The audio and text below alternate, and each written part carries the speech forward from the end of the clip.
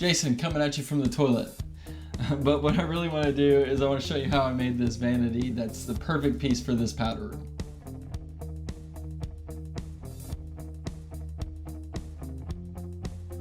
Alright, I start by cutting all my 3/4 birch plywood, and then I take it onto the table saw to get the widths and lengths right. After that, I set up my table saw at 80 degrees, and then I cut the bottom panel here and also the top panel to this 80-degree angle. As you can see, the panel I just cut is that 17¼ there. Now I work on my side panels, holding that 80 degrees, and then I check it up against there. Before you know it, like magic, they're all cut. I like to use these tape tools, squares, to get everything nice and clamped together. And then it was very cold while I was making this video, and so I used some liquid nails to hold it together because I don't think that Titebond would do very good in these temperatures. I use the nails and clamps to hold everything together. They're not really needed once the glue dries, but they're really good placeholders and third hands.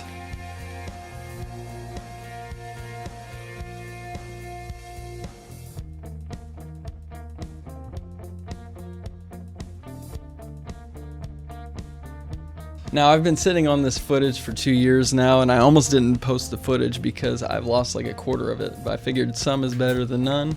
So I've lost the footage for these drawers, but they have the 80-degree face just like the cabinet. Now here you see me breaking down some walnut to 2 inches wide for the herringbone pattern. And once I've gotten enough lumber for that, I send it over the joiner to get my faces nice and flat and get 2 of those sides to 90 degrees, and I really need to check that because it's important for the glue up. Then once I've got them nice and square, I send them through the planer to get them to the right thickness. And then miter them to 90 and make sure that that's nice and straight as well. The best way to do these herringbones is to lay them out before gluing them and make sure that everything looks good. I actually left some of the sapwood, which I usually don't really like sapwood, but I thought it was the best way to show off the herringbone. Even like from a distance you can tell what it is, and I thought it looked good on this one. Now, like I said, it was really cold outside, and I wanted to use Titebond on this to make sure that the glue up was nice and solid, but it was definitely below freezing, so I brought it into the dining room table, and I just put a little plastic wrap down on it. Now, the glue up is actually pretty easy. You can just press them up against each other and use this painter's tape to hold it all together. And I believe that this glue up is probably stronger than end-to-end or side-to-side glue ups because you have a little bit of extra surface area that's overlapping for the herringbone. I think the most challenging thing about this is just making sure that that triangle gets nice and aligned, that there aren't any gaps. And using extra glue definitely helps with that because it fills any of the voids. And I like to use the Titebond 3 because it looks darker and you can't really tell with the walnut. So now I'm just taking the tape off, and like I said, some of the footage was lost on this. Some of the footage of me sanding it, which I'm sure no one's going to cry about. I like to go over it with a pencil and just go over it with an orbital, and this is the only clip I got of that. And you know, once it's all gone, that being the pencil, then you know that it's perfectly flat. And then after that, I set up the saw on the 80-degree again and cut the bottoms and tops, and then good old 90 to cut the sides to its overall length.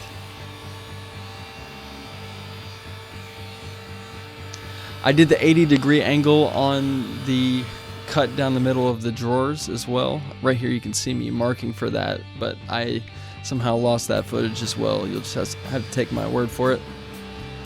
Right here you see me cutting out reliefs for some custom handles that I made. Just using the chisel to clean things up. Made the sides be that 80-degree angle again. I don't know if it's really noticed in the overall project at the end, but I thought it was maybe something subliminal to add there. And then, in keeping with the 80-degree theme, all of these cuts just about on the table saw for the handles are 80 degrees as well.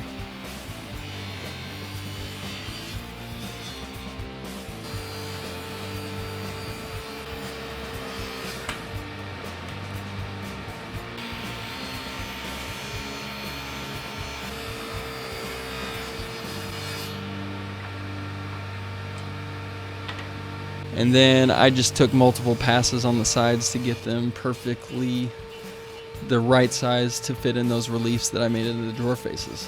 And I thought I was done, but as an afterthought, I thought that it might need a little more grip on the bottom edge of that handle. So I did this little round over router bit and made a little round notch going in the bottom. You don't really see it, but you definitely feel it. And then I used a little pin nailer, just putting 2 little tiny screws in to hold it in place until that tight bond dries. And then I could screw it to the drawers.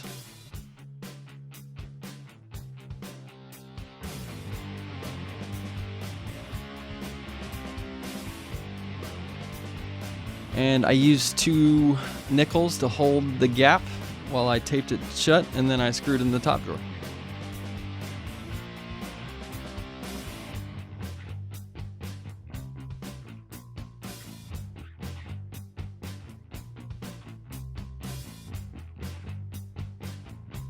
Now, I'm still experimenting with different finishes I like. I feel like I use something different every time I use walnut, but right here I used a darker colored Danish oil, and I thought it did a pretty good job.